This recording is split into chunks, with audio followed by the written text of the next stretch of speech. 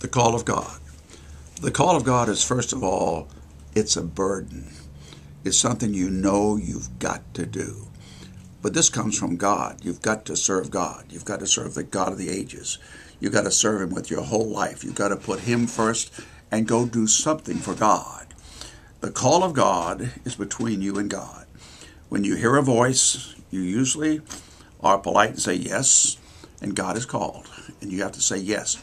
It's something you must do. When I go to an ordination, I always ask a young man, have you been called of God?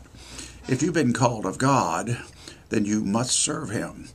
And then we like to ask the second question. Suppose at this ordination we vote to not ordain you. What would you do? We want the young man to say, I will serve God anyway because God has called me. I've got to do it. Now the second thing, the call of God, is desire. What would you rather do more than anything else in life? If you would rather preach or teach or serve God or help people or counsel or whatever you would do, that's the call of God. If you've got to do it and you want to do it, those things are like a mighty handshake. And so, two things. God calls you. You've got to do it. You want to do it. That's desire. And the third thing is fruit.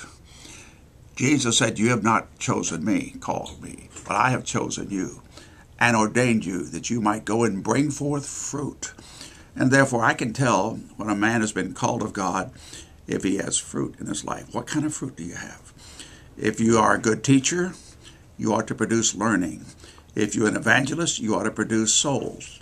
If you're a counselor, you ought to solve problems. Whatever you are, you ought to produce fruit in the life of other people.